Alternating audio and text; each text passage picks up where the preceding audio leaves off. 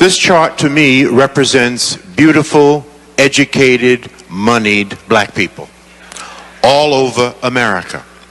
It could represent black organizations, it could represent black churches, it could represent black social and civic organizations. And what you will notice about these beautiful black people all over America is that everybody is doing their own thing, caught up in a Eurocentric value of rugged individualism, having forgotten that it takes a village to raise a child. There is no power here, brothers and sisters. There is no power here. Power is most effective concentrated.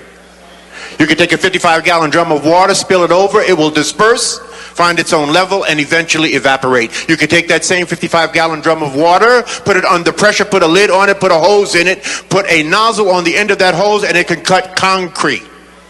There is no power with us being disconnected. See, there's nothing wrong with dispersion. I live in Cleveland, you live in Atlanta. We have folk in the Caribbean, we have folk in Africa. That's dispersion. That's okay, but we do not have to be disconnected. We are a disconnected people. We are powerless in disconnection. This is where all the power is. You see? This is where all the power is. Whether you are at the center of your own network or a part of someone else's network, this is where the power is.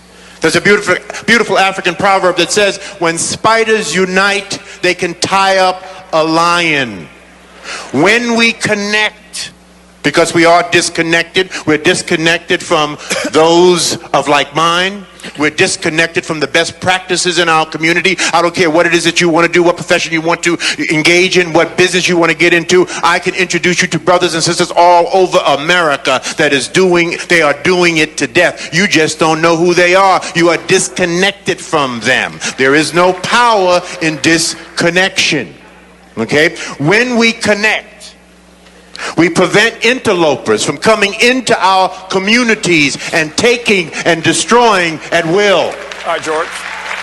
Try to open up the Booker T. Washington delicatessen in Chinatown and see what happens. So we must connect. We must connect the dots. That must be the movement for our people in the 21st century. We need a lot of us doing a little instead of a few of us doing a lot. We need to get together to get ahead. That